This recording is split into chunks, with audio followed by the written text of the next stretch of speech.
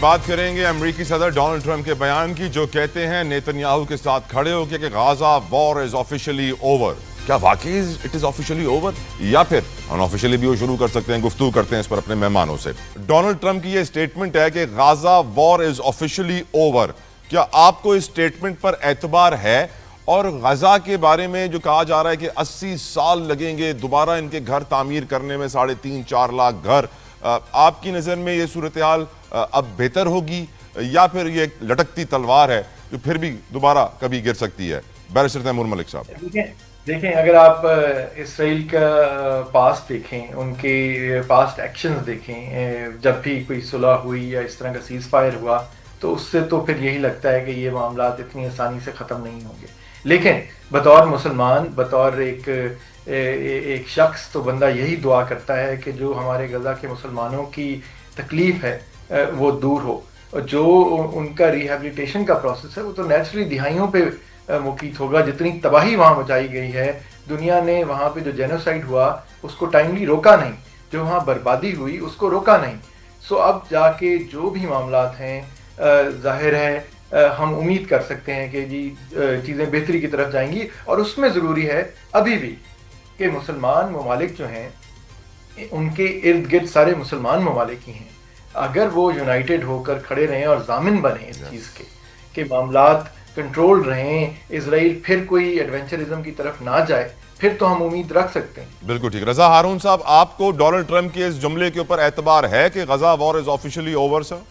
Donald Trump امریکہ کا صدر ہے، اس وقت یونیپولر پاور ہے دنیا کی، اور انہوں نے یہ معاہدہ کروایا ہے. ان کا پلان تھا 20 پوائنٹس کو پڑھیں نا آپ. اس 20 پوائنٹس میں جو صدر ٹرمپ نے دیے تھے یہی ساری باتیں ہیں نا جو بھی تیمور بھائی بتا رہے تھے.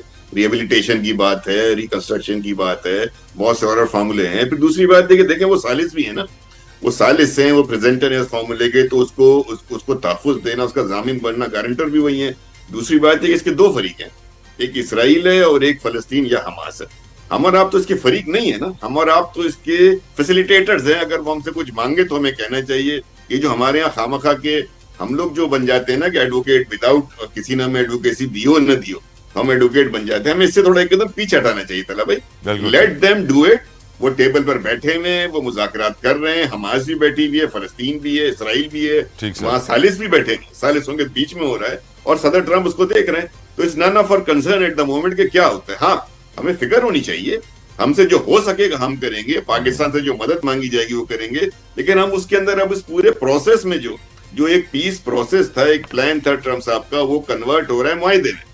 اس اگریمنٹ کے اندر ہمیں اپنی کوئی شرائط رکھنے کی ابھی کوئی خاص ضرورت نہیں ہے. Let the process complete. دوسری بات ہے کہ امپورٹنٹ ہے آپ کے پہلے سبجیکٹ سے دیکھیں، افغانستان کے معاملے میں ایک محتاط رویہ ہمیں یہ رکھنا ہے کہ ہمارے ملک سے بہت سی آوازیں اٹھتی ہیں جو کہ خواہ مخواہ ایڈوکیٹ بن جاتی ہیں کہ ہمیں جو ہے آپریشن نہیں کرنا چاہیے، ہمیں یہ نہیں کرنا چاہیے. خدا کے واسطے یہ ایڈوکیسی اس وقت بند کریں. جب جنگ ہو رہی ہو نا تو یہ آپریشن نہیں ہوگا، اور آپریشن ہوگا، یہ ڈیبیٹ نہیں ہونی چاہیے ملک میں. بالکل ٹھیک. Parvez Sandila sahab, your views on it sir. Sir میرے خیال میں ویری پازیٹیو. دیکھیں یہ 1-2 مہینوں کا نہیں، یہ دہائیوں کا ایک تکلیف ہے، دکھ ہے. جب آپ آج ان کے قیدی واپس ہو رہے تھے تو وہ ویو دیکھ رہے تھے جس میں بسیں جا رہی تھی، تو جو سائڈ پہ ملبے کے ڈھیر تھے وہ کسی وقت بڑے خوبصورت گھر تھے. تو ہمیں اس پارٹ کا ہونے پہ بھی فخر ہے. مجھے میرا وزیر اعظم، میرے ملک کا وزیر اعظم میاں محمد شہباز شریف صاحب وہاں پر صدر ٹرمپ اور جو مصری صدر ہیں ان کی دعوت پر گئے ہیں اور اس امن سمجھوتے میں، ان امن معاہدے میں بیٹھے ہوئے ہیں. بحیثیت پاکستانی قوم ہم نے اپنا جو حصہ ہے جس طرح سے ڈالا ہے، اور آج اگر وہاں پہ امن ہو رہا ہے، سکون ہو رہا ہے، تو یہ ایک بہتری کی طرف آپ پہلا قدم کہہ لیں. ہم نے ابھی شاید 99 قدم اور چلنے ہیں ان فلسطینیوں کے لیے، ہم وہ بھی چلیں گے. لیکن سب سے پہلا پازیٹیو یہ ہے کہ وہاں پر خوراک پہنچنا شروع ہو گئی ہے، وہاں پر لوگوں کے آنے جانے کے مسائل ختم ہو گئے ہیں، اور وہ جو صبح سکولوں، گھروں اور ہسپتالوں پر بمباری تھی وہ رک گئی ہے. تو میرے خیال میں یہ پازیٹیو ہے. اور صدر ٹرمپ کو وہ جو پاکستان نے پہلے دن سے کہا تھا کہ نوبل انعام کے حقدار ہیں، مجھے لگتا ہے کہ وہ یہ امن پیس کروانے کے بعد اس کے زیادہ حقدار ہوں گے. دیکھیں انسانیت، ایک انسان کو قتل کرنے کا نا، تو یہاں پہ تو کتنے ہی لاکھوں لوگ ہیں جن کی زندگیاں بچائی جا رہی ہیں. بالکل ٹھیک، بالکل ٹھیک. اب پروگرام میں وقت ہے، میں پرویز صاحب سوری ٹو انٹرپٹ، لیکن مجھے بریگیڈیئر صاحب کی طرف بڑھنا ہے. بریگیڈیئر صاحب، کیا یہ سیز فائر یا جسے کہا جا رہا ہے war is officially over, do you believe these words brigadier Ahmed Saeed Manaz sahab? جی بالکل. دیکھیں میں اس کو آپٹیمسٹ اور پیسمسٹ دونوں اینگل پہ سب نے کچھ ہی رکھ دیتا ہوں. پیسمسٹ کے اپروچ کیا چیز ہے کہ جو اسرائیلی ہیں بہت کیجولیٹی سینسٹیو ہیں، ایک اگر اسرائیلی کچھ کریں تو وہ اس کی جگہ 100 فلسطینیز کو ہٹ کرتے ہیں، تو لہٰذا ان کا مقصد شاید یہ ہو سکتا ہے کہ اس پاز سے اپنے وہ جو اسرائیلی ان کے سولجرز کیپچرڈ ہیں ان کو ریلیز کریں. تو پیسمسٹک اپروچ ہے، may be it's not that strong statement جیسے کہ ہونی چاہیے.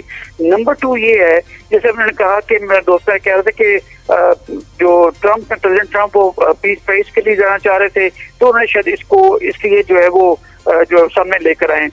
نمبر 3 جو ہے وہ جو میری پیسمزم ہے وہ یہ کہ چونکہ پوری دنیا میں اینٹی نیتنیاہو اور اینٹی اسرائیل ایک ڈیمانسٹریشن چل رہی تھی، تو انہوں نے پاز دی ہے اور دوبارہ سے ہو سکتا ہے کہ وہ اس اپنے ایکشن کو دوبارہ شروع کرنے کی تمام جو ہے ان کی نیت ہو سکتی تھی. یہ پیسمسٹک اپروچ ہو گئی. آپٹیمسٹ کیا ہے؟ آپٹیمزم یہ ہے کہ جو اسرائیل پہلے کہہ رہا تھا کہ 2 اسٹیٹ سولوشن اور جو بھی 20 پوائنٹس اس کے اندر بھی وہ ڈینائی کرتا ہوا پایا گیا، لیکن انٹرنیشنل جب اس کو پریشر جائے گا تو غزہ کی پٹی اور جو ہمارا ویسٹ بینک ہے جو ہے اس میں دونوں کے اندر جو ہے ہوپ فلی انشاءاللہ تعالیٰ جو سیپریٹ پیلسٹینین جو اسٹیٹ ہے ایز پر 1967 بارڈرز جو نیگوسیشنز کے لیے ایک پوائنٹ رکھا گیا ہے، تو شاید یہ ہونا شروع ہو جائے.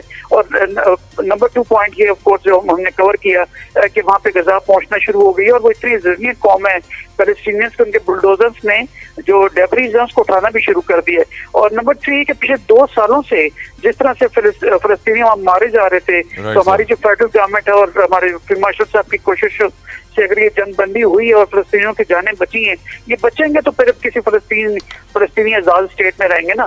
تو لہٰذا اس وقت جنگ روکنا، لوگوں کی جانیں بچانا اولین مقصد ہے. انشاءاللہ تعالیٰ 2 اسٹیٹ سولوشن کی طرف بھی جائیں گے. تو ایک ہوپ فل جو ہے سچویشن ضرور ایمرج ہونے جا رہی ہے. بریگیڈیئر صاحب آپ سے میں یہاں پہ گفتگو کا آغاز کروں گا. ہم نے افغانیوں کے لیے اپنے دل کھولے، اپنے گھر کھولے، سب کچھ ہم نے ان پہ قربان کیا.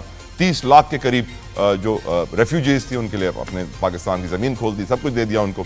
لیکن آج ہم جس موڑ پہ کھڑے ہیں سر افغانستان کے ساتھ، آپ کی نظر میں تاریخ پہ نظر ڈالی جائے، ہم نے کوئی غلطی کی ہے یا انہوں نے کوئی غلطی کی ہے؟ آپ تھوڑی روشنی ڈالیے پاک افغان ریلیشنز کے اوپر اور جو اس وقت کشیدگی بڑھ رہی ہے اس کے اوپر. سر دیکھیں، جو ماضی کے اندر ہمارا ان کے ساتھ نیکسس تھا، جب افغانستان کے اندر رشینز یا USSR اس وقت جب لانچ یہاں پہ ہوئے تھے اور گرم پانیوں کی طرف، تو ہمارا اسٹریٹجک انٹرسٹ اس میں کنورج کر رہا تھا افغانستان کے ساتھ کہ ہم ان کو روکیں تاکہ ان کا ایکسیس جو یہاں تک نہ ہو. آف کورس ہم لوگ جو ہے امریکن کلب میں تھے اور اس کے حساب سے روکنا ضروری تھا.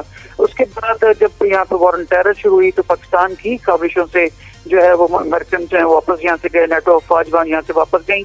اور اس میں کوئی شک نہیں ہے کہ جتنی وہاں پہ فتوحات ہوئی ہیں یا ان کو انڈیپینڈنس ملی ہے فورن آکوپیشن فورسز سے، اس میں پاکستان کا بہت بڑا ہاتھ ہے اور ہم نے وہاں پر بھی خاصی جانیں دی ہیں اور اپنے پلاننگ سے اس ملک کو باہر والے لوگوں سے بچایا. اب وہی متقی صاحب جب گئے وہاں پر پچھلے 2 دن پہلے انہوں نے اسٹیٹمنٹ دی افغانستان میں انڈیا میں جا کر کہ پاکستان کو یاد ہونا چاہیے کہ ہم نے رشینز کو اور امریکنز کو کس طرح ان کو یہاں سے بگایا. تو یہ کوئی شرم آنی چاہیے کہ پاکستان کے اوپر ایک زرفشانی کر رہے تھے اور جو پاکستان نے ان کے اوپر احسان کر رکھا ہے کہ ان کا ملک آج آزاد ہے. اور یہ جو مسلط ہوئی ہے رجیم طالبان کی وہاں پر، یہ ایک پاکستان کی مدد سے اور ان کی وہاں پہ ہم نے ان کو ایڈ پرووائڈ کی تھی اور ان کے ساتھ ہم لڑے تھے تو وہ ممکن ہوا. تو لہٰذا وہ حضرت علی رضی اللہ عنہ کا قول ہے کہ جب آپ کسی پہ احسان کریں اس کے شر سے بچیں. تو لہٰذا بالکل صادق یہاں پہ آتا ہے. اور جب یہ وہاں پر گئے ہیں انڈیا کے اندر جا کے انہوں نے جس طرح سے حضرت سعید کی ہے پاکستان کے خلاف، میں سمجھتا ہوں کہ انتہائی شرم کی بات ہے. اور ابھی جو ہونے والا حملہ پاکستان کی جو سورینٹی کے اوپر اور ہماری چیک پوسٹوں پہ جب انہوں نے کیا 6 چیک پوسٹوں کے اوپر پہلے، تو پھر ہمارا جو اوفینسو ڈیفینسو ڈاکٹرین ہے کہ جس کے مطابق ہم اس سے پہلے کہ وہ حملہ کرتے ہم نے جا کے ان کے ایسے تمام اسمبلی ایریاز کو ہٹ کیا 11 اور 12 کی رات ہو کے، جہاں پہ TTP کے ایلیمنٹس کو وہ ریسرچ کر رہے تھے، ری آرگنائز کر رہے تھے، کیونکہ متقی صاحب جو وہاں انڈیا میں بیٹھ کے اپنی صلاحیتوں کو بتانا چاہتے تھے کہ ہمیں فنڈ کی بھیک دیں جیسا ماضی میں دیتے ہیں اور لوگ کہ ہم کیسے ان تمام چیزوں کو ایڈریس کرتے ہیں.